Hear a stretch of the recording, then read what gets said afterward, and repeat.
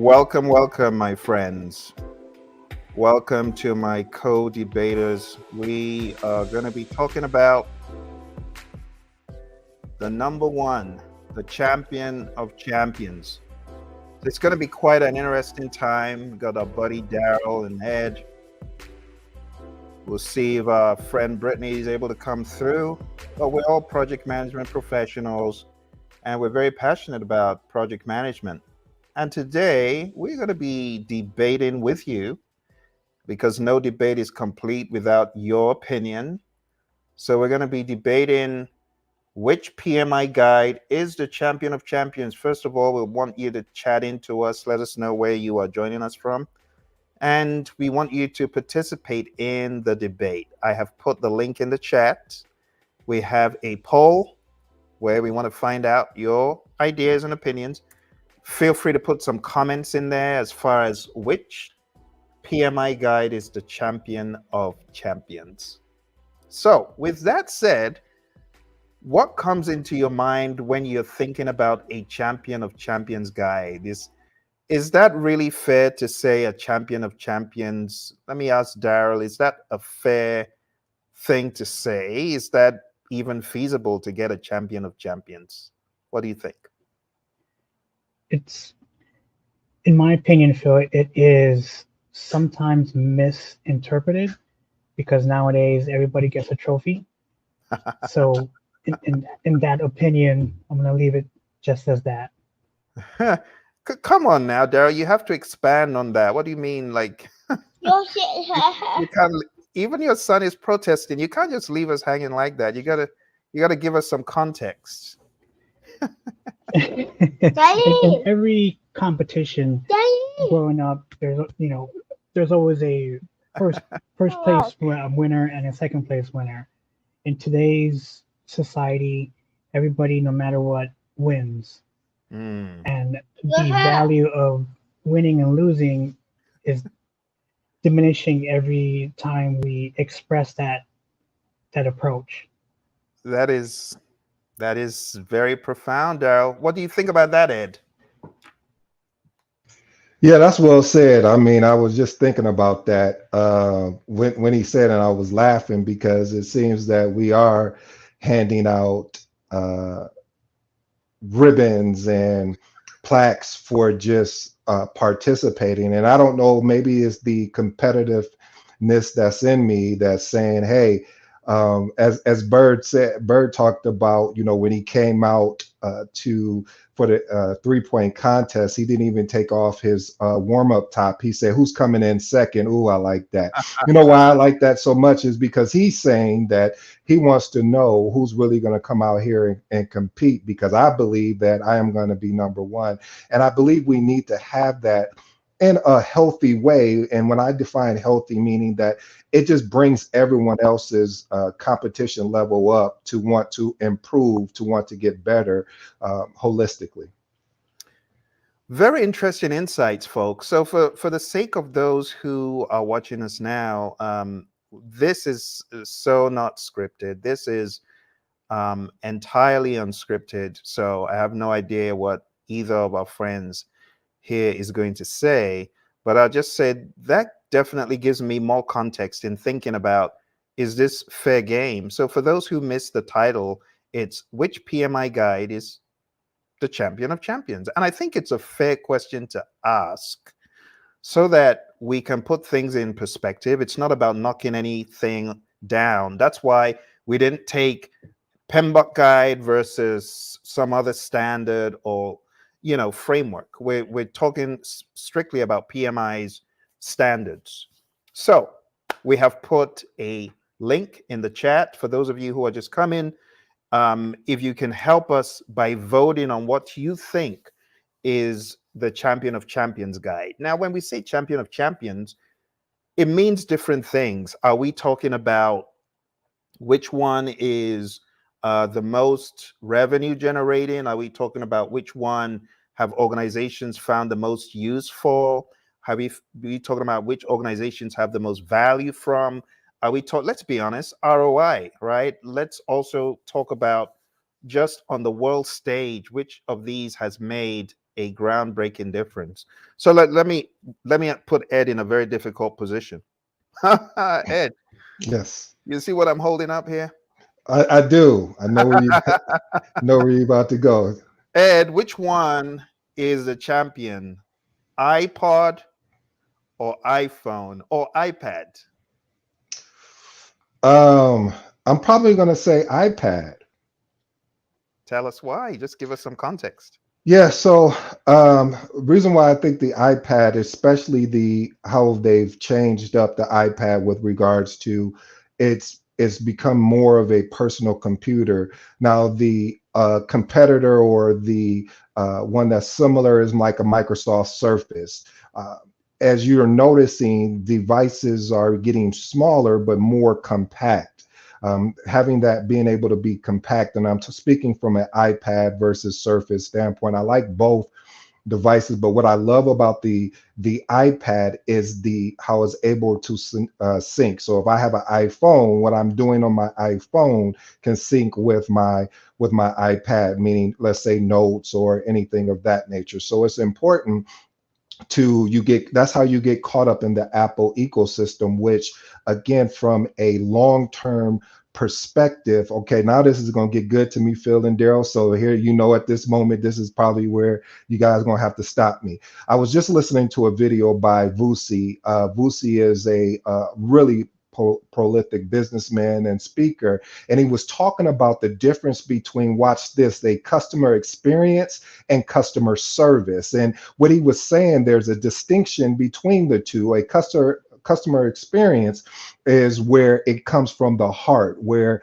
if I walk into a Praizion facility and I meet Phill at the door and he's handing me coffee or water or offering me that, or even anyone in his organization is offering me that, it creates an experience, because watch this, they don't say that's not my job. With a customer service aspect, it comes more of a, well, I got to do what is on the script, and if I can't handle it, I need to move it off somewhere else. So that's why that company Zappos, the reason why they were so successful is because they were able to combine both of those two together, because they cared about the customer experience as well as the customer service. So answering your question long-winded, I don't know why you handed it to me. I'm dangerous.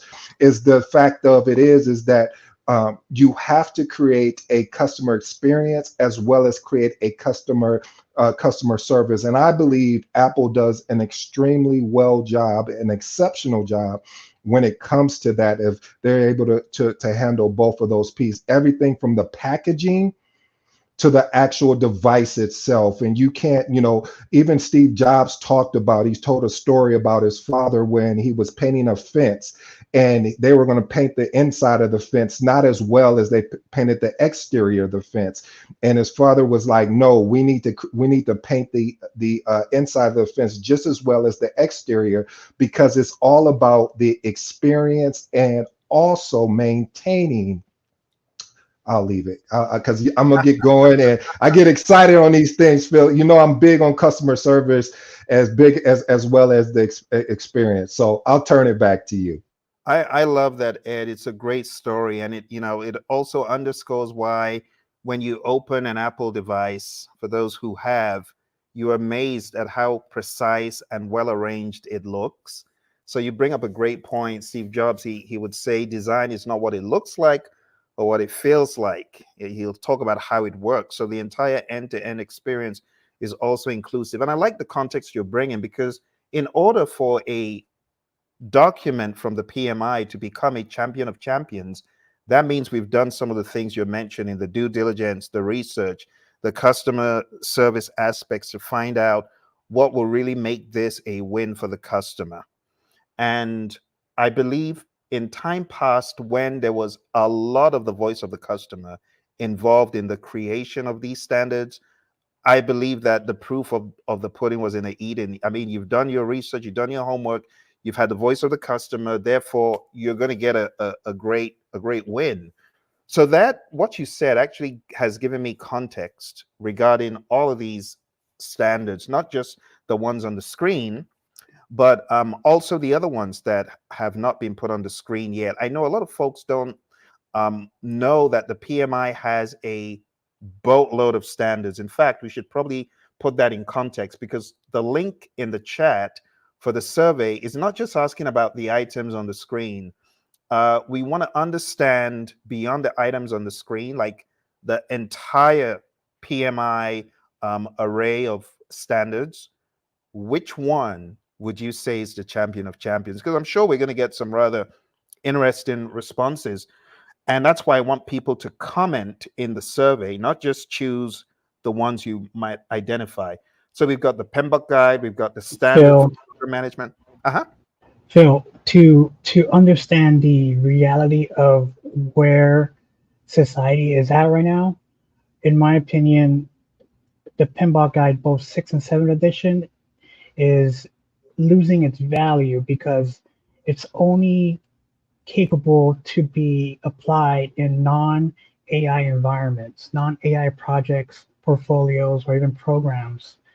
And the value being reduced is not having PMI being innovative to help that younger PM. And it's absolutely about that younger PM, or that future PM who will take over a project and will be asked to implement AI, because it's all around us. So That's in my interesting. opinion, the percentage of the value is reducing every day that this type of project or guidance is not being innovative to the real events of AI and everything else. That's it. That's an interesting take, Darrell. Now we're actually going to come to one of them down here. What do you have to say about that, Darrell? What do you have to say That's about this only one? that's only touching the surface. There's more to what that title is trying to influence, but there's more to it. Interesting. Okay, so we have this one, and then we have another one from PMI, I think down towards the bottom. So there's the digital transformation playbook, and I think there's another AI one somewhere else. But that's an interesting perspective. So Darrell, But let's. if you were to take all that, Phil, Uh-huh. does it answer the question, are you AI ready? To be quite honest, I think the question about AI has to be answered on a deeper level.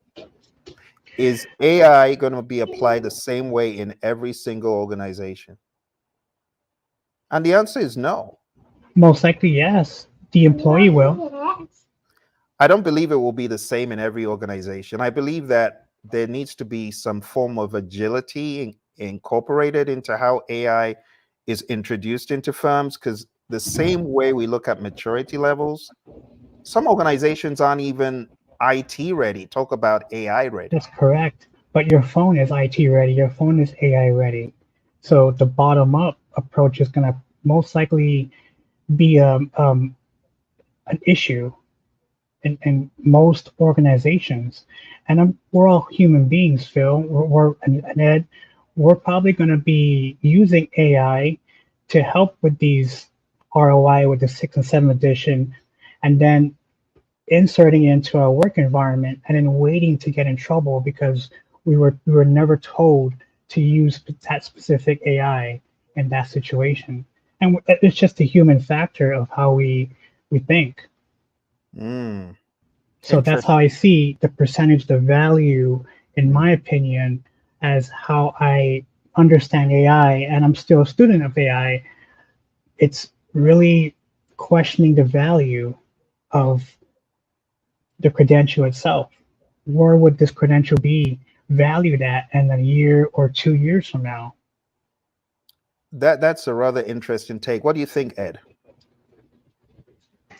Yeah, I love the take. I think the challenge though too, Daryl and Phil, is the security measures. A lot of times organizations, and I understand it and get it, because they don't understand the security aspects, meaning from a standpoint of, if I'm taking the company data and I'm leveraging AI, is that data going to be circumvented in a way someone else can poach that data? So the adaption or adoption, excuse me, is slow because people are still trying, organizations, or I should say from a security standpoint, is still trying to figure that out. Although you'll have your bandits or those individuals that will just say, hey, well, I'll just go and put it on another computer and use that computer and then pull it and translate it over into my work computer. So there are some challenges there, and I've seen an organization as well where they would have AI, but there are so many firewalls, aka blockers, from you accessing certain pages, basically whitelisting those pages won't allow you to be able to see what's going on. And the reason why I bring up AI, Phill and Ed, is because that's the elephant in the room in this profession.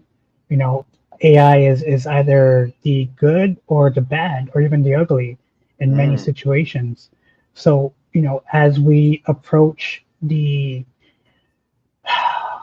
presidential elections coming up next month, and then, you know, in November, I have a strong prediction that AI will most likely be the #1 topic for the future president.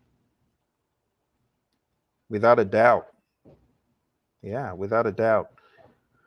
Now, anchoring it back, because I know some of our viewers, they're trying to understand, okay, where are we going with this? Because they're looking at the topic of AI and they know that there's not been any AI standard prior. So they're wondering if we're going to select the AI one as, you know, as the champion of champions. But you bring up a very good futuristic thought, Darrell.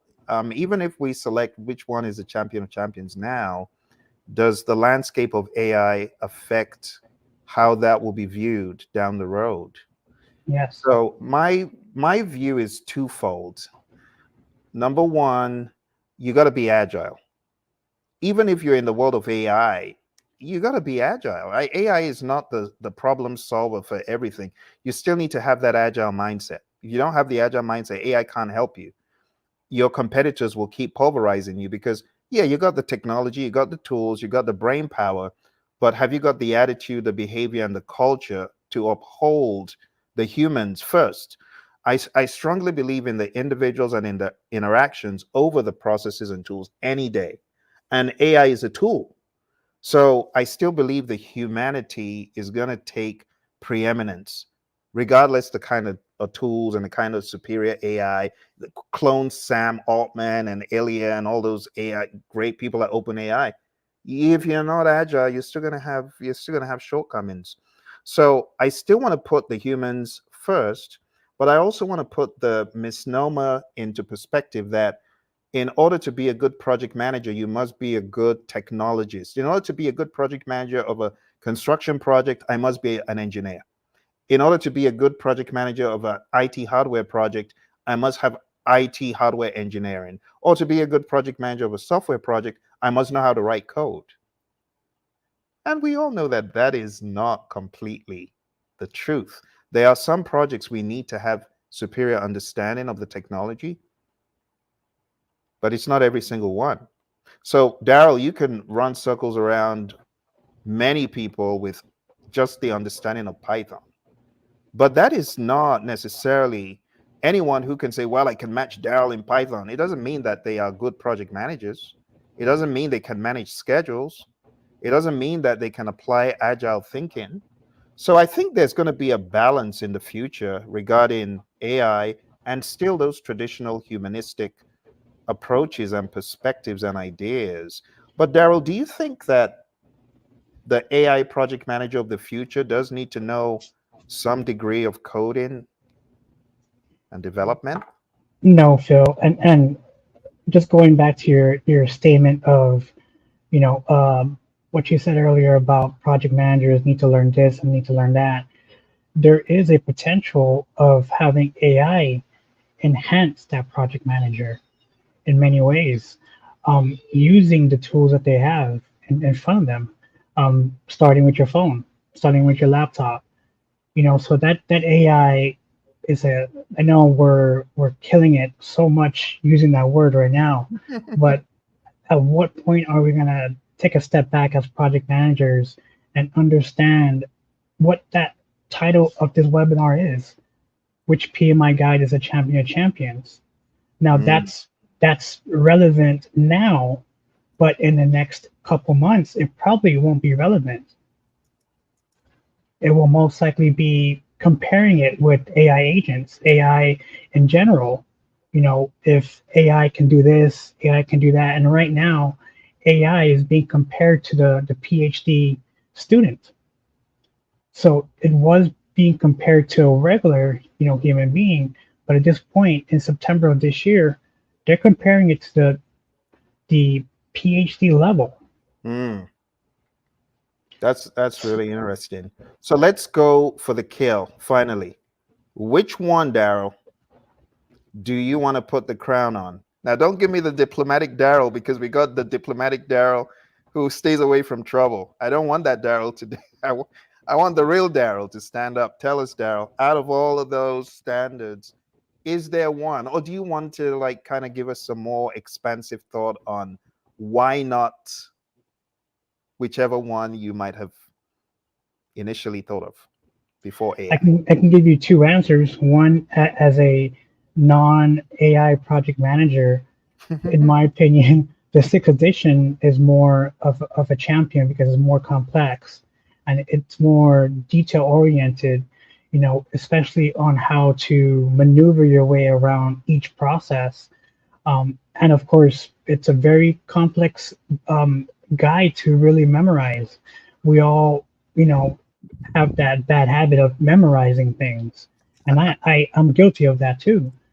But with the 7th edition, it just loses the value of that motivation to become a PMP, and strive in that profession, in my opinion. So the 6th edition, as a non-AI project manager, the 6th edition. As an AI project manager, none of the above. I would provide a case study on AI with these two guides and show the ROI.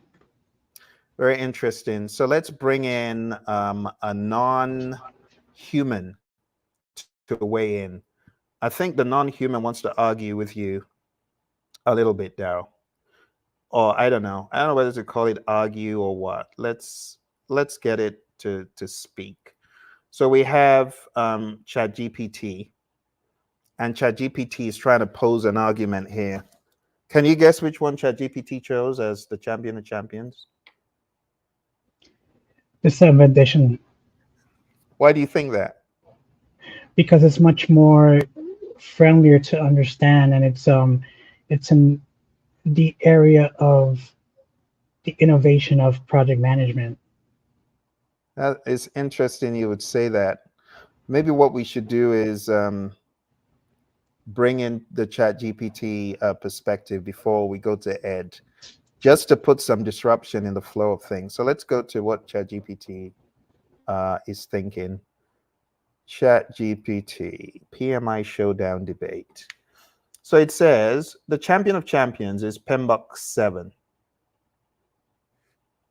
The PMBOK Guide 7th edition takes the crown for its modern, flexible approach that aligns with the evolving landscape of project management by focusing on principles and outcomes rather than rigid processes. It caters to diverse industries and allows project managers to adapt to both predictive and adaptive environments. It emphasizes its emphasis on value delivery, team empowerment, and holistic success makes it the most relevant guide for today's complex, fast-changing project needs. Whether traditional or agile, PMBOK 7 provides the foundational mindset that allows project managers to thrive in any context. So Darrell, I would love for you, as we go to Ed, first of all, I'd like for you to respond to GPT, and then I'm going to ask you to bring in some of your other cohorts, those favorites of yours. Like, I know Gemini isn't a favorite of Darrell's. Darrell isn't that enthused about Gemini, but I feel it doesn't matter what chatbot or large language model you're going to be using. It's all pattern recognition. So, in my understanding of these chatbots, it's going to favor to the person. So with that, with the ChatGPT you're showing right now, it's favoring you because it understands the pattern of recognition that you have been using it, with these types of topics. So it That's may be interesting. different in different Do you want to try? chat Do you want to try it GPTs. on your end? Do you want to try the same prompt and say which It did. PMB? What did it It say? did. It automatically included AI agents, which I did not ask that to. So which one did it choose? It chose none. Huh. And it showed me that the AI agents are the beneficial factor to using AI in project management. And that's because I trained it to integrate AI in project management, so it understands the pattern in my behavior. So just put that out there. AI has the potential to influence you in many So ways. why don't you try asking it to choose one standard and see if it gives you the same answer you gave? I'll definitely do that. But if you want to continue, yeah, and we'll circle back. So let's go to Ed. Ed, so going back to your initial statement about how these days, everyone's trying to prevent one champion. What would you say, Ed, about, in your mind, just your unfiltered, unbiased opinion about which one is a champion of champions? Yeah, Phill, I'm gonna say PMBOK 6, and the reason why I say PMBOK 6 is because as a project manager, you need to have a tool. I always call it your toolbox, and one of the things with the PMBOK 6 is there's many things that you can extract from. I understand the purpose to condense things down to a smaller, more approachable piece, but the PMBOK 6 is one of those items, books where you can literally, I can refer to with regards to, like, okay, I'm having some challenges here in leading this project. Let me go in my standard guide. Again, a standard guide meaning is this is what the standard is, but that doesn't mean that we can't, go above and beyond that. And so being able to reach in there and look at a particular process or look at particular item, it really speaks volumes to be able to extract that information. And it's truly valuable to me. I refer back to the PMBOK 6 more than I do the 7, again, because of how robust it is. And I actually put in that prompt that you just mentioned in ChatGPT myself, and it really broke down the same way that you did. It didn't say 7 was the champion. It was just saying, again, 7 was more value driven, where 6 is more traditional type of project management. So that's my take on it. But the question is, though, Phill, what is the percentage of organizations that lead more of a predictive, aka waterfall approach, versus having an agile mindset, and not just using agile mindset as a buzzword, but actually being pragmatic with the approach to leading particular projects? Thank you, gentlemen. Thank you, Ed, for sharing that. Very, very interesting take as well. If you could query to find out what percentage of organizations use a more agile, I really don't know what the statistics are. You know what I believe? I believe that many organizations are more hybrid than they would imagine. So it could be a potpourri of both. But again, Darrell, I put this same thing into another chat tool, another AI tool, and it said, speaking of Gemini, again, Gemini is trying to argue the latest edition of PMBOK Guide is a 7th edition. It was released in August 2021. It said, note, while the 6th edition is no longer actively supported by PMI, it is still a valuable resource for many. So it still is trying to evade, still trying to evade the answer, but it's saying 7th edition is the top and the most current edition. It incorporates the latest industry trends. So it's giving the same narrative. And you're right, it's probably pulling from somewhere, Darrell. So yes, again, that's why you have a perspective on both ends, and you compared it, in your recent YouTube videos. So it's probably at this point trying to analyze that question based upon, your published videos and content, and even articles and books, and it's not confused, but it's just learning Mm-hmm. at this point. Absolutely. Our sister Deidre just jumped in and said, this discussion is intriguing and informative. Thank you all for bringing this conversation up for discussion. Thank you, Deidre. Always a pleasure. And thank you for the comment. I, at this point, would like to ask you, Darrell, to share whatever else your chatbots, your minions. I know you got many of them. He's got a whole host of these AI minions that he can send in different directions. Let's keep that just between us, since that can be thrown out of Oh context. dear, it could be. It Um, could be. yes, absolutely. So my ChatGPT, I'm using Floral.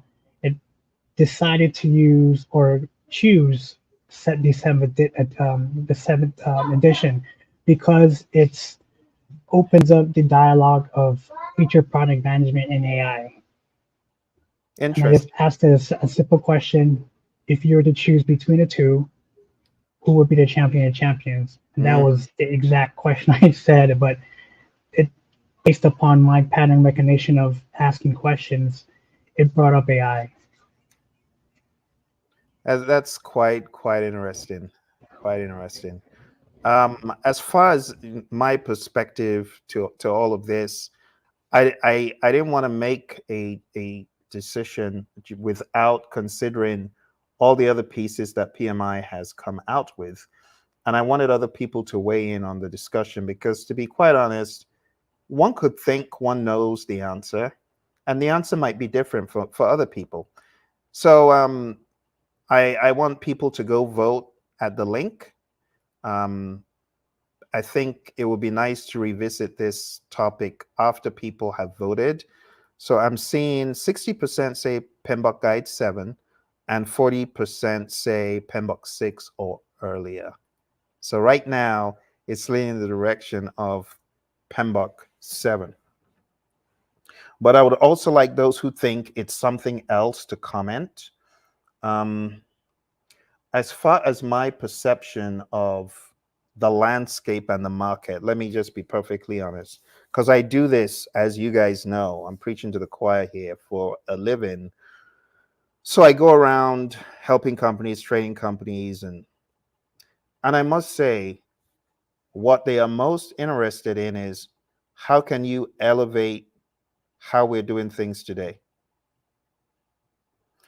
And for them, a lot of times they have values and principles. I went to this organization, spot on values and principles, right there in line with what's in the Agile Manifesto. In fact, I could probably teach an entire Agile session with their values and principles. But when it came to the repeatability of the good things they were doing elsewhere, they were not able to do that. And the reason alludes to what you gentlemen had said. There's nowhere to go for direction. There's nowhere to go for clear, this is how it's done. And I know for some people that might look immature, but not every organization is running on a 2-week sprint or a 4-week sprint. Some organizations have a 1-day project. Some organizations have a 2-year project. But the summary is people want to make things repeatable. They want to make things standardized, measurable, controllable, and they want to be able to improve.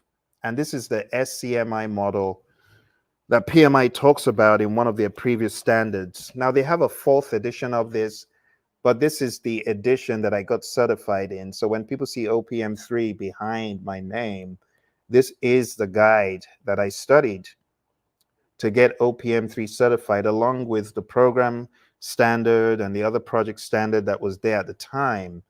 So if I was going to be perfectly honest and say which guide could give an organization massive bang for the buck,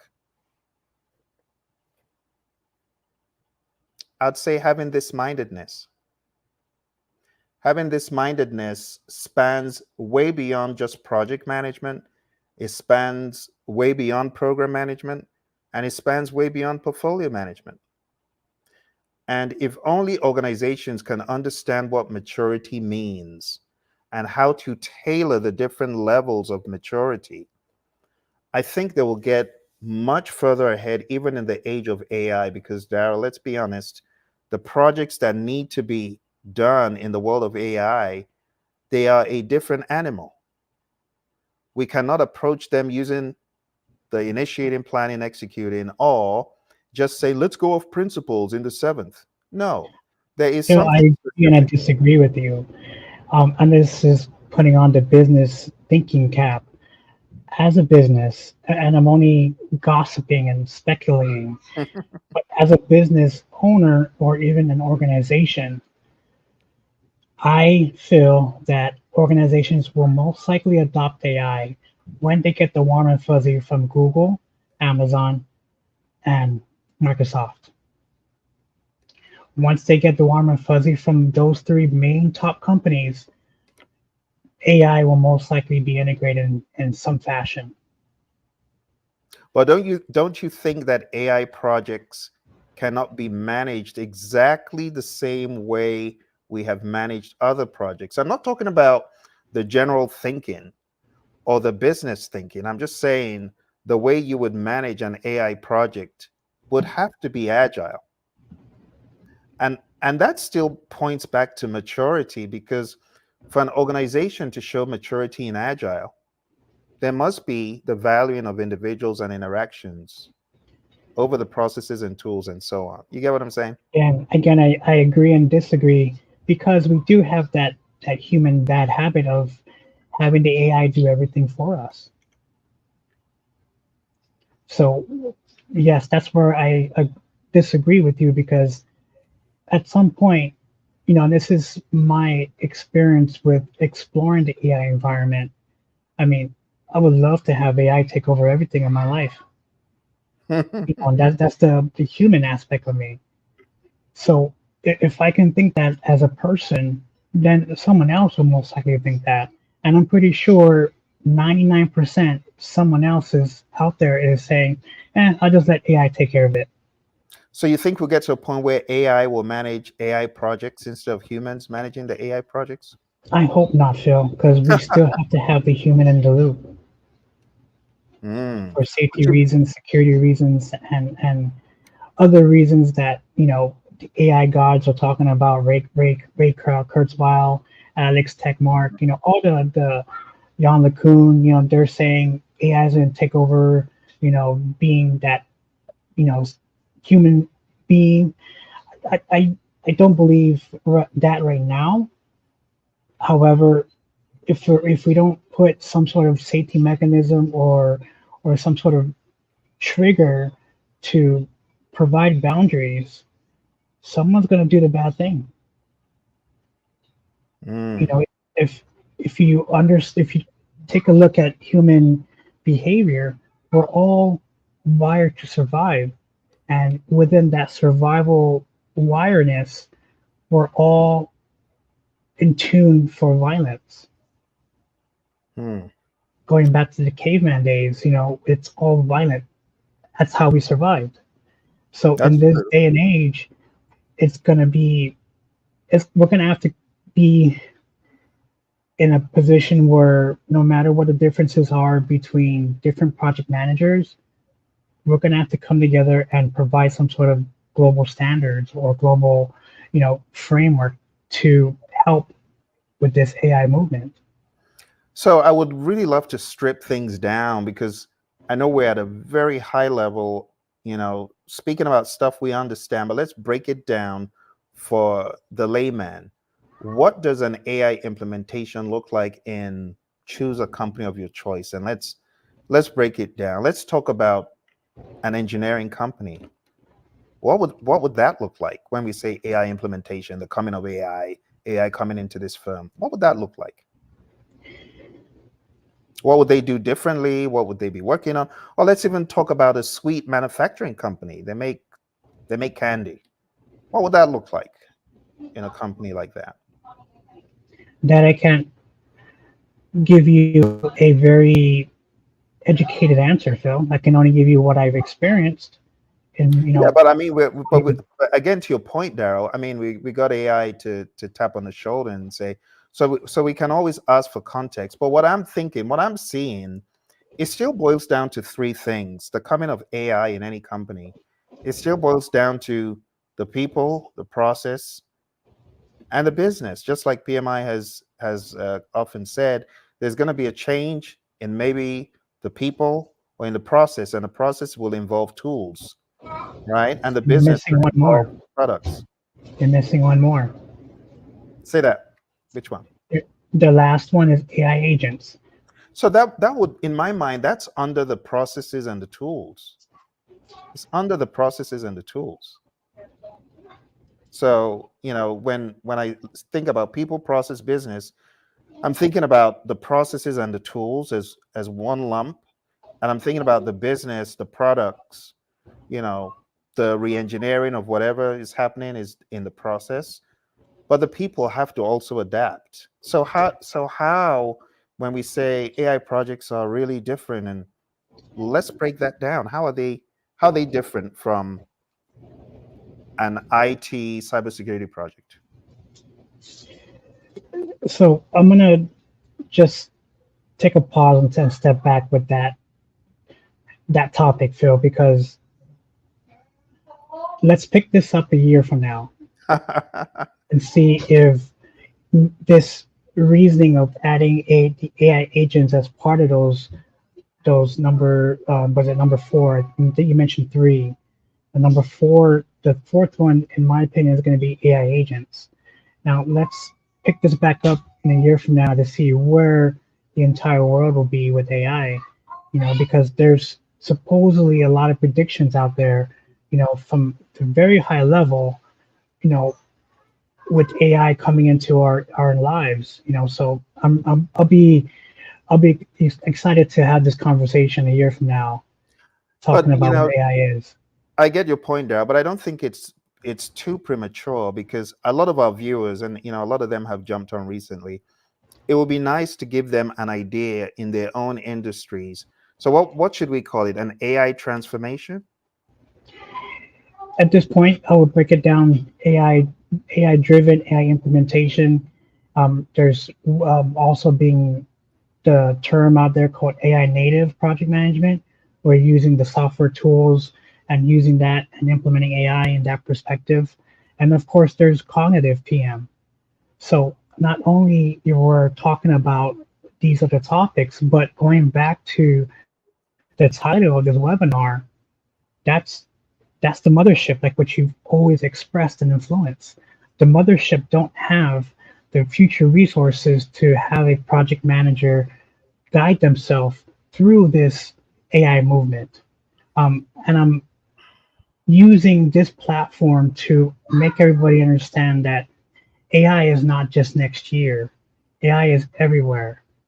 And to put that in perspective, being a PM, you're falling behind if you don't implement AI in some fashion, either personally or professionally. And to be honest, I would not be clicking on this video because how is it going to tell me to adopt AI to younger talent? Right now, we're only hitting the senior folks or the individuals in that industry, in this industry. We're not targeting the younger people out there. But again, Darrell, to put things in context, yes, we can put AI in everything, but what about the general project management scales? Do you think those will be replaced by AI? In some fashion. However, I just hope it won't overly take it all, in some fashion. My belief, and I believe that humans need to be, in the loop at all times. However, there's other, perspective of using AI, with projects. Very interesting. Let's bring Ed in, because Ed has been absorbing the conversation. So I'm guessing that you're extrapolating the details. Ed, what are you thinking? No, I mean it's a good back and forth. I'm sitting here learning. Every time you guys discuss AI in this type of format, it gives me more perspective because I'm looking at it from a standard of what we do, what we're currently doing, and it Darrell forces me to think more futuristic. And you're right, we have been using AI, but it hasn't been really popularized until, I don't want to say until recently, because that wouldn't be fair. Because when we're texting and all of a sudden it recommends a word, that's AI. And so it's one of these things where you're right, we do need to start integrating that more and more. But from what I've seen, it's again those security measures. I keep coming back to that foundational aspect because a lot of organizations that I've been in, they wouldn't allow you to use AI. They block it.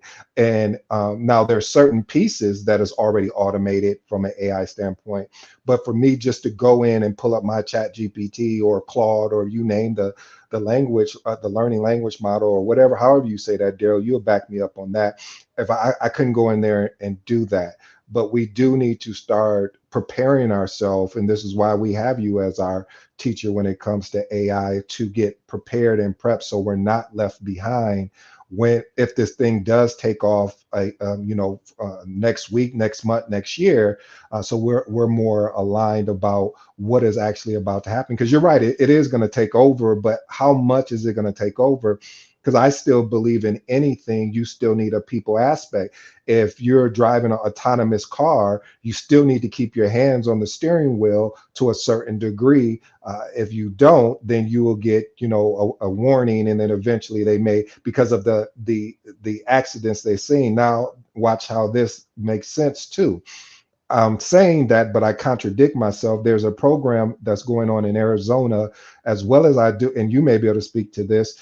Arizona, I think San Francisco, where they have cars that are like the Uber version that are picking up, and they looked at the stats, and they have had less accidents or incidents than a person behind the wheel, and that is very scary for one, because of the fact of, you're like, okay, would I rather drive myself, or would I rather get in a car that I know there's a higher percent of chance that I'm not going to get in an accident, and you can't avoid the people that's out there, but just in general. So it is scary, Darrell, but at the same time, scary to me means excitement, just like, when about opportunity and in a threat. I mean, threat means opportunity. Again, it's the glasses that you wear of how you look at it. Darrell, comment? The understanding of how AI will impact us all professionally and personally, to that project manager, is going to come down to that question: how am I getting myself ready for an interview when this company is AI, trying to use AI and so forth? So I feel that the job industry will most likely get tougher because of that reason. And if we're not influencing or even sharing ideas of AI in project management, because we're just waiting for, the powers that be to say it's okay to use it, we're just falling behind as project managers. And that's where the value to me is being diminished. Because at some point you're going to say, I need another job. Let's look for another job. Oh man, this company is going to be asking me about AI stuff. I don't know about AI. Okay, let me look at the PMBOK guide. There's nothing in AI. There's nothing about AI right now. So that makes you much less valuable in some ways at this point. So, Darrell, from what I'm hearing you say, we need to be thinking hyperly about AI in project management and its application. That's kind of what I'm getting. Like, we might be missing the boat if we're not putting more focus. And I know PMI is doing their best. They got the generative AI course. They got a bunch of other courses. They came out with the announcement they've gotten an AI, seems like more like an AI research firm that also has the CPMAI. So is that right, Darrell? Am I saying it the right way? Yes. So based on your little research about that whole development, can you give us a breakdown on whatever you've read so far? Because I know you've read more about it than I have. So, so I've read and I've also ingested in ChatGPT's, Google, and and some other AI environments. It's reaching out to the cognitive side of project management. And Ed, this is where your understanding of being a magnetic project manager will shine, because at that level of the cognitive side of project management, everything we just discussed is going to point down to the cognitive side of that PM. So, yes, I encourage everybody out there to start including AI in topics like this. Because, one, with this title, and I'm not bashing you, Phill, I'm expressing the concern of AI in project management. We're still putting AI onto the table, and we're putting it into our minds like, okay, we'll just talk about that later. Right now it's just, sixth edition and seventh edition. However, AI is all around us now, whether we like it or not. So how would this webinar help me to be innovative, even at the basics? Using sixth edition and seventh edition, how is this going to help me as a project manager, or even studying for the PMP? So you bring up another good question, Darrell. So it's not necessarily how will we implement AI in our companies, engineering, healthcare, gaming, whatever. It's how can I leverage AI as a project manager? And that's a very good question, because a lot of people don't even know where to start. Correct. Even me, as much as I've explored AI, I still don't know where to start. I'm still learning. Well, come on now, Darrell, because you're my AI coach, and I've got an idea of where to start. The obvious way. Come on now. the way you taught us the very first time you brought this to the meeting. Ask AI. Yes. But some people don't even know how to ask AI. But so that understanding will most likely change when companies adopt to AI, because they get that warm or fuzzy from the top tier organizations. I think what might be good, Darrell, is if we give people some context. Is it fair to try to? I've got a few ideas, so let's bring them up on the screen, and you chime in with Ed as far as the context. Okay. Now, I'm very glad that we're all opposed to the idea that there's one single. This is a champion of champions, all opposed to each other's idea of of which one is a champion. I think that's actually very healthy, and it shows our viewers that this is not cooked or planned. Because in my mind, I'm thinking it's all about maturity in the firm that is tailored to the project types. But going a little bit beyond that, going into what does AI implementation look like across different firm types, let's have the beginnings of that dialogue, because I know a lot of PMs have not really considered it. So AI transformation across industries. Let's give this a little bit of thought. Let's talk about different sectors. Let's bring in the engineering sector. What could that look like? Just a few ideas. Design optimization, predictive maintenance. That would use data. And the data, guess who's crunching the data? It's not a human, it's AI. But knowing how to get AI involved in crunching data like this, or process automation and control, or CAD. Maybe the human doesn't even need to use AutoCAD anymore. Maybe the AI does all the designs based on a very simple prompt engineering from the human. What else do you think of when you think of engineering and AI? Phill, going back to the topic of this session, between the two, what would benefit the most in this area with engineering and AI transformation? Yeah, to be quite honest, so You can have great minds in a project, Darrell, but if they're not well coordinated and structured, it will amount to nothing. So that brings the where I'm conflicted, and that's why I want people to weigh in. Because we could say, oh, you focus on the PMs, understand of the 5 process groups and the technology areas, but then when you come into an environment like this, will that truly sustain the PM's efforts on a more It may or advanced? may not. Yeah, on an advanced project. I guess, like you said, it could also depend on, to borrow your terminology, AI agents and how well you're able to bridle those AI agents. Yes. Because it goes. But guys, but what is the principle of a project manager anyway? The foundation is problem solver. And being able to walk into an organization, here comes you, Phill, maturity. Okay, now we look at Darrell AI.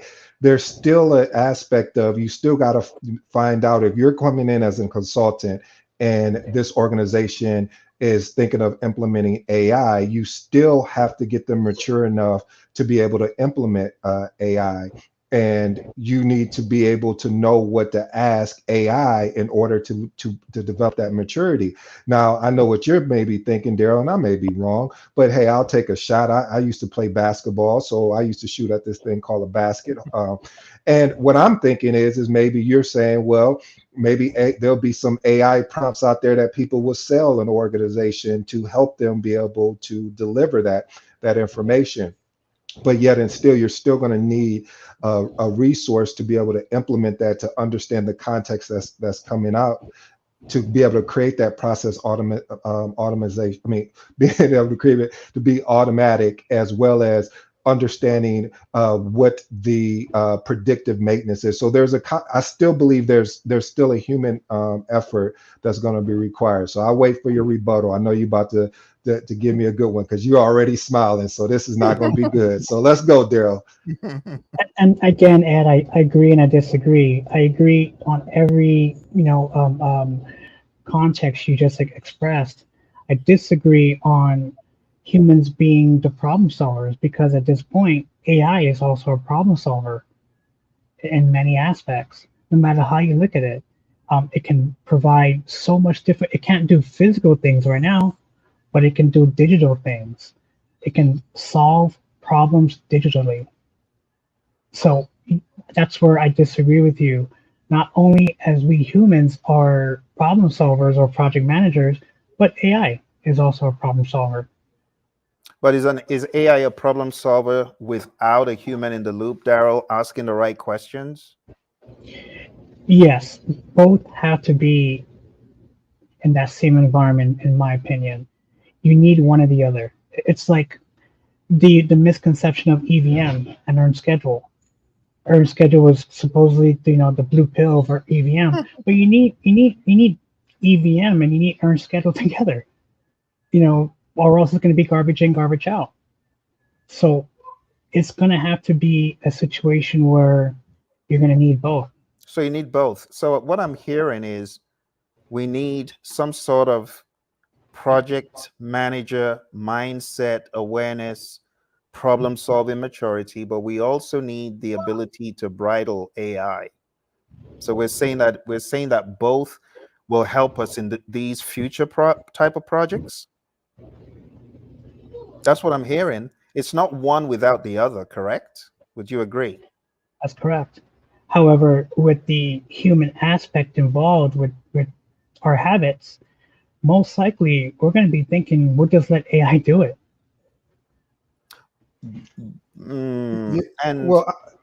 But Phill, I want to come back to Darrell on this challenge about the problem solver piece for a human, because what I believe is that if AI gives me a solution, if I don't know my audience, that solution may not work well. Like, it may be an approach where I'm very direct and directive, but if it doesn't know the emotional aspect of my audience, I mean, am I going to be able to type in, hey, this particular project team member or stakeholder, they have these emotions, and with these emotions, this is how, but again, it goes back to the input, because I would have to understand how to articulate that into the system, which will be able to have a better conversation Yeah, to solve you're a problem. correct. Ed, you're correct. However, with AI advancing so fast, it's not only text-based; it's a voice-to-voice. Hmm. So having that connection with an I mean, come on, you go on your Apple iPhone and Shout your out to Apple. Google Android, you have AI girlfriends. Hmm. So that human connection, especially with the voice to voice, that's going to influence the project manager in many ways. So yes, I agree and I disagree because that mindset will work at a text-based AI environment. However, voice to voice is also being implemented. It already has. Hmm. So the connection between that voice you hear from that AI and yourself interacting with that AI, it has the potential to influence you.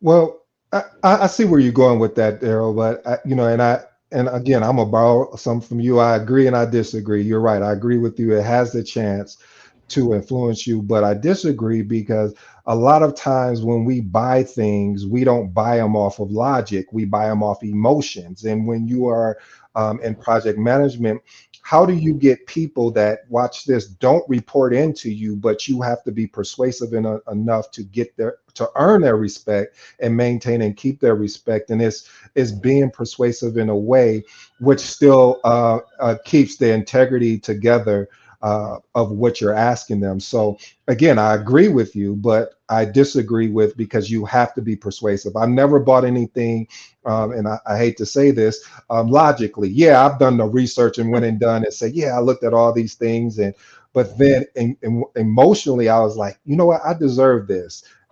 And I start talking myself into the purchase of that particular item. All right, here you go. You smiling again. This is getting good to me. Go ahead. Let's go. I'm looking at it both as a project manager and as a regular Joe Schmo. Mhm. Um, Today's laptops and desktops, computers, it comes with NPUs, neural processing units, and that means the AI will learn every behavior, everything you search, and it'll learn only for you because that's what it's instructed to do. Now, with that mindset, Ed, of you buying stuff because you deserve it, that AI is gonna understand that and is gonna foresee that basic human connection and is gonna chime in somehow with a text or voice on your computer or iPhone and say, "Hey, I think you need that new Tesla for yourself." So it's gonna eventually grow that way or push that way as we integrate AI in many ways because AI is everywhere, regardless. Very interesting, gents. Let's jump straight back into pivot of what Darrell said. AI is everywhere. So again, we got to remember our audience is not all, they're not all aficionados like some of us are, right? So let's very quickly go through a laundry list. Healthcare, AI-powered diagnosis and telemedicine and AI-driven diagnostics.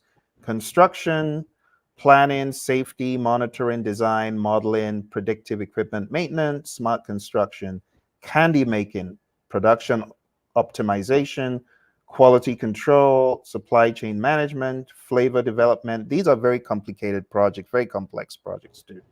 Smart manufacturing lines, AI-based flavor creation, finance, fraud detection. This is stuff we already know, but maybe having some more AI input. Education, this is one that a lot of colleges are going to hate. Let's be honest.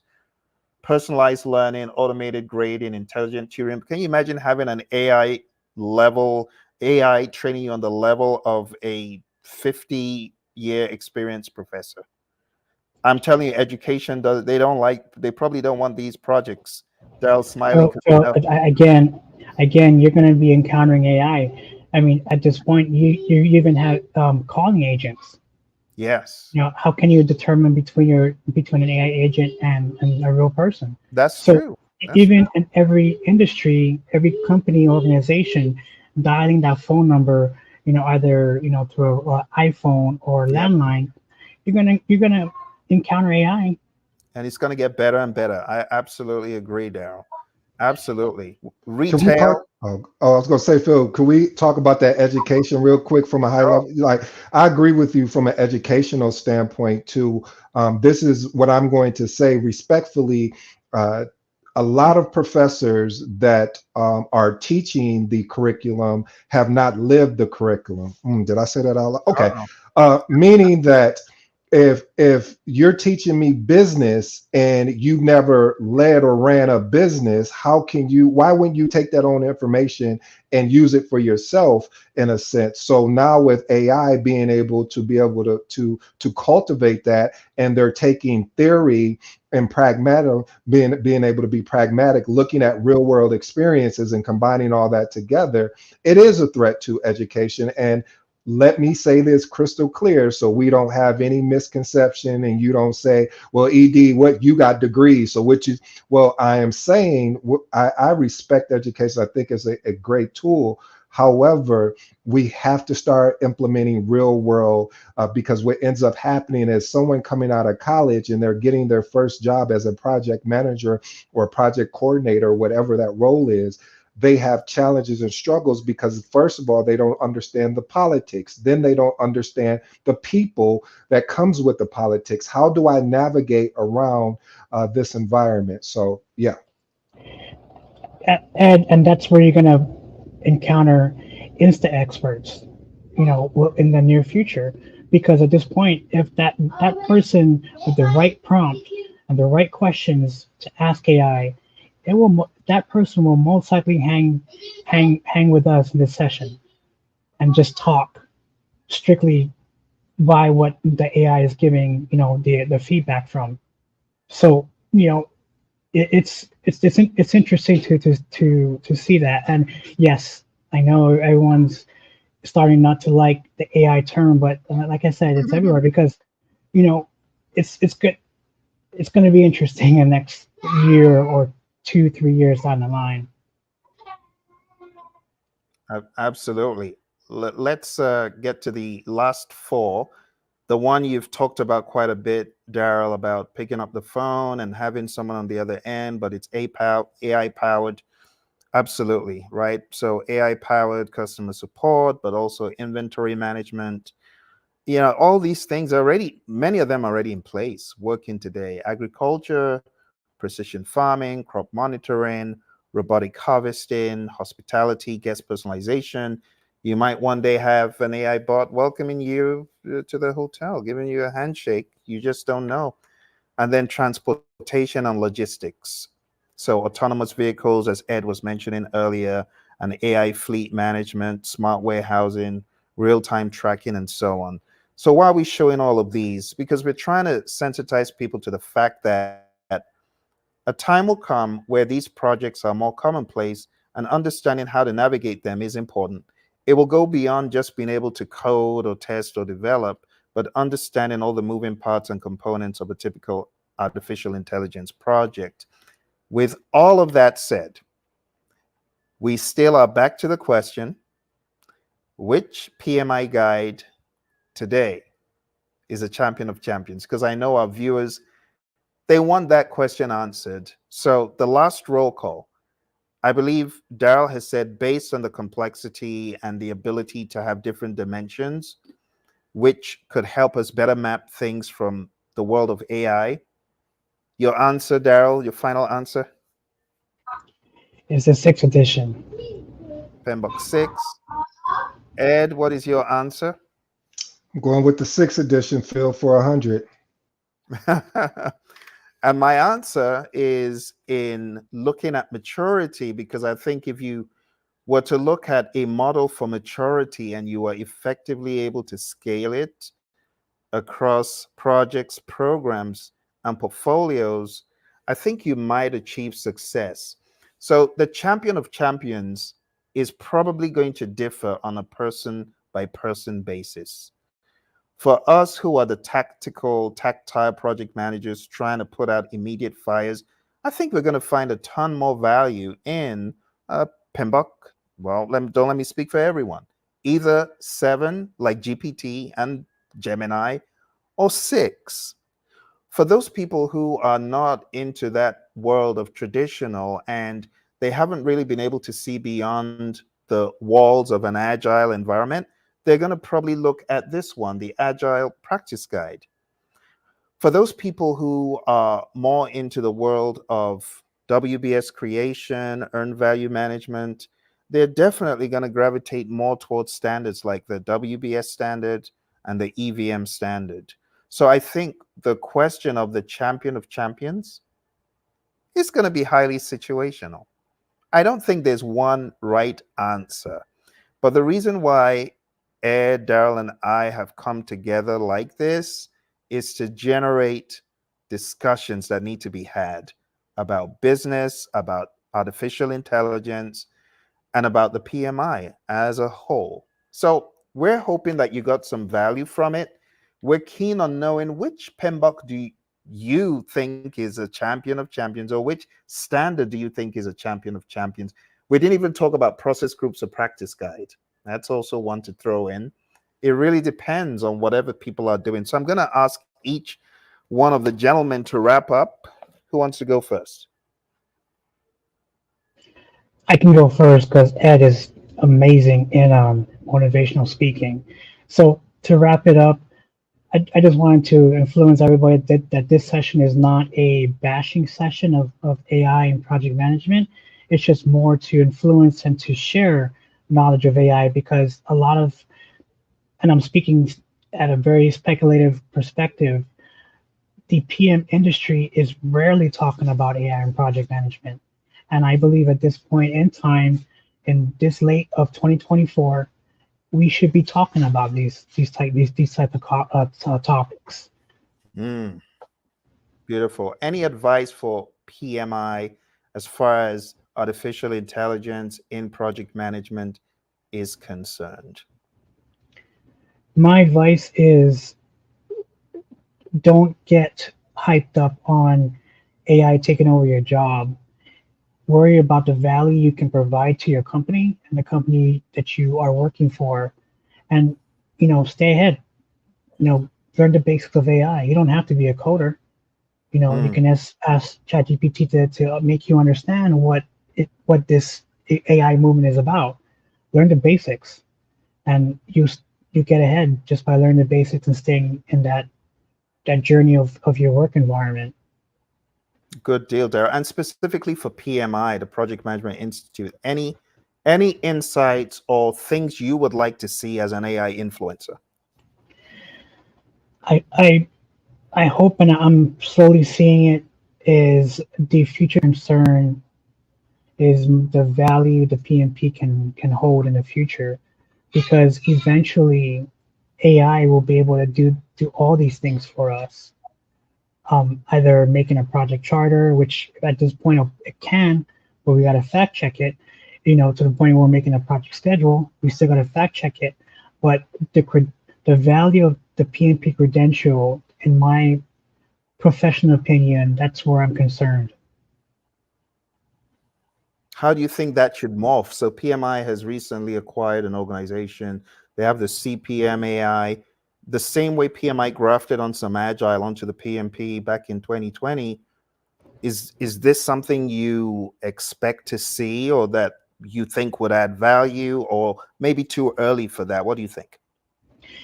It might be too early, depending on when the robots are coming. So that's the other topic to discuss. How will project managers interact with robots? I mean, physical robots. And supposedly Elon Musk and Meta, they're saying the robots are coming. So the PMBOK guide or PMI hasn't even expressed that future technology of how to be a successful PM in that environment. So you're sharing a very spooky thought, Darrell. But as a guideline, if the robots eventually do come, I just people need to temper on the side of making them puny robots, more nerdy than brawny. We don't want an Arnold type robot coming to our meetings with all that brawn, and you don't want to get into a fist fight with that one. So make them nerdy. Absolutely. Thank you, Darrell. All right, let's go to our buddy Ed. Yeah, I think it boils down to what we talked about at the beginning of this live, which was service and experience. And the reason why I say these two components again is because it doesn't matter if it's PMBOK 6, 7, 37, it doesn't matter if you can't provide the service and experience. Again, these are tools. Tools do what? They allow you to go after the problem, but it doesn't make up for the magnetic aspect of yourself of being a magnetic project manager by influencing someone and then inspiring, as John Maxwell talks about. So having that ability to be able to be influential and providing service as well as an experience is going to what makes you an exceptional project manager, in my humble opinion. When you go out to eat, you may can make that dish at home, but you go for the service and most of all the experience that you have with your family and friends. And that is what I'm always pushing for, to set yourself aside from other project managers.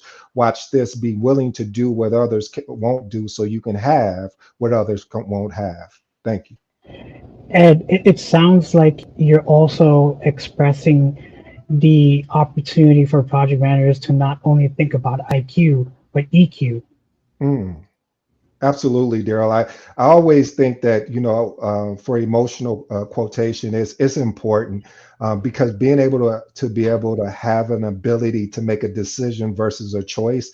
And when you make that decision, you have more of an autonomy, you have more of a confidence, you're leading with confidence and having the courage to make a mistake, knowing that you have the ability to recover. So again, I'm always saying experience, experience and having the actual customer service aspect are some foundational keys to be able to be exceptional. Great stuff, gentlemen. I really appreciate the diverse viewpoints. This is what makes a debate a wholesome debate. Because if everybody gravitates towards one direction, then it just seems one sided. And the people listening are not really able to take away as much value. But I like the fact that we've given people more perspectives, more ideas to think about. But I know our friends at PMI, they would not forgive me if I didn't remind people we're not saying the only good work that PMI has done is in the PMBOK guide. No one is saying that. What we're saying is there are many standards in the world of PMI, and we gave everyone the opportunity to vote. We put a link in the chat, and we said, go ahead and let us know which of these do you think is a champion of champions. And there's option D, which is other. And other just means maybe it's not PMBOK 6, it's not PMBOK 7, it's not Agile Practice Guide. Go ahead and vote. So I am going to remind you, just to give you context. I know PMI, they do a great job in putting all of this information together into standardization. And I don't want to diminish it, right? I'm very grateful. I don't want to, be the one who made it look like I didn't benefit from other guides. So we have PMBOK Guide 7. We have the standard for program management, which I have reviewed extensively in my Udemy course. I think this is also a great standard, the standard for earned value management, which I love as well. Standard, the guide to business analysis, which I have used extensively too. The standard for portfolio management, which contains some good insights. In the practice guides, we got the first of its kind, AI Essentials for Project Professionals. It's not entirely where it's going, but it's a good beginning. Is it fair to say it's a good beginning, Darrell? It is, Phill. Absolutely. It's about time. Yeah. All right. Risk management. One thing I got to give PMI the kudos for this is unbelievably, it's free. It's free. They didn't ask to pay. They didn't ask us to pay PMBOK Guide money. Now this flips it on its head because you, Darrell, of course, a lot of emphasis in what you've said today is AI. The most valuable piece from the future perspective, right, of AI would be this, and it's free. So if you haven't downloaded it and taken a look, we encourage people to do that. Risk management in portfolios, programs, and projects. very controversial, but nonetheless, it's got some great stuff. And when I say controversial, I'm talking about things that we discuss at higher levels of risk management. My buddy, the risk doctor, and I, we've had this discussion once or twice. Agile Practice Guide, great groundbreaking guide. PMI, this needs an update. So whatever you're doing with AI, remember that this also needs a little bit of a facelift. It's what, 7 years or even more? The standard for organizational project management, the OPM standard, which I showed you the predecessor of that, great one. In my mind, this can help. If the right people are reading it with an understanding of what this means, I think they can set the organization in the right direction. Practice standard for estimating is another one. I haven't dabbled too much into this, but definitely a good one for estimators. Practice standard for scheduling, 3rd edition, another good one. I've taken the certification based on this PMI SP, and also the certification based on this one, PMI RMP. So if you have any questions about those, do put them in the chat. This is one of my favorites, the practice standard for WBS creation. So in my mind, if I was embarking on an AI venture, I'm going to be thinking WBS level for sure. So for those of you who are on projects like are groundbreaking and unknown, you could benefit from not only Agile, but also from the world of WBS creation. This is the previous standard for risk, which is still out there. Business analysis for practitioners, 2nd edition. I have not doubled very much into this, but the previous edition was cool. Process groups of practice guide. This is pretty much a PMBOK 6 clone. Let's just call it what it is. This is a PMBOK 6 clone. And then benefits realization management. Yeah, this is also a very good one for understanding the difference between benefits versus deliverable versus what do we call it? Value versus benefits has always been a big topic in all the PMI. Requirements management, a practice guide, great one that everybody should be aware of because requirements are everywhere. Governance for portfolios, programs, and projects, a practice guide. Navigating complexity. Speaking about what Darrell was mentioning today, it could also be a good one because AI projects are complex. Managing change in organizations, one of my favorites. I actually have an entire curriculum on that. Project configuration management, definitely insightful. The digital transformation playbook, I have not read this one. Choose Your Wow, not read that one. Introduction to Discipline Agile Delivery, 2nd edition. Another one I have not read. So the 3 at the bottom, I'm not very familiar with. Everything else I am. So PMI has done some really great work, but which of these would you say is the champion of champions? That was really the question. And I didn't expect to get a uniform answer from everyone who jumped on the call, but we want to encourage you to go vote. And if it's something other than the PMBOK or the Agile Guide, we want you to also share with us why you think whatever you're choosing is the champion of champions. And honestly, won't you agree, gentlemen, that's a very subjective title, champion of champions? Very subjective. What do you think, Darrell? Very subjective. However, thinking on a general mindset, the champion of champions is more likely AI. So just being, trust the AI influencer to put AI front and center. So, but Darrell, we can't choose that AI book because it's still cooking. It's still in the oven. Maybe come back in a few months or years and we'll be able to tell, right? Absolutely, yes. Okay. Well, thank you so much, everyone. It's that time. We got to shut it down and close. We want to say a big thank you to you for hanging out with us for about an hour, 20 minutes. And we look forward to seeing your votes. Put your votes in, go to that link, and let's see what exactly you're thinking. Thank you all very much. All the very best in your journey, whether it's the journey of AI, the journey of project management. We're here for you. We've got 3 channels. We got the Conscious Agility channel from Ed. We got the Influence IPM channel from Darrell. These are all on YouTube, and we got Restless Minds from Darrell as well. Gentlemen, please put your handles in the chat because I know some folks may want to be connected to hear more from you. So if you can put those handles in the chat, people will be able to find your channels.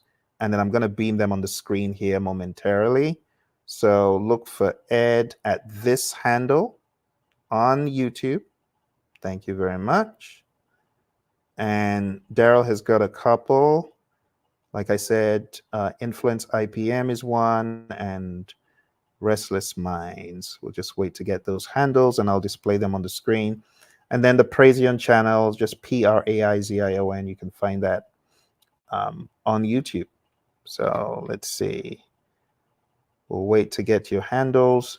And for those of you project managers who might be wondering, I need further guidance, I need to get better in my world of project management, do you have any vehicles that can help me? There's several vehicles that can help you. First of all, I recommend that you check out the Project Leadership channel.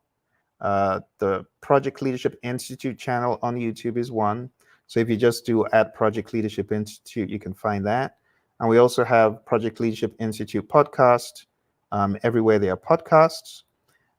And we also have the PM Anonymous channel. All right, we have one of our friends said, shout out to you all, salute to ED, your videos help me pass my, wow, fantastic. Congrats, Christian, on passing the CAPM exam. Awesome, awesome feedback. Lovely. Thank you, Christian. All right, make sure you hit Ed's channel with that comment if you haven't already. All right, and Darrell, is it @Influence IPM? Is that the handle on YouTube?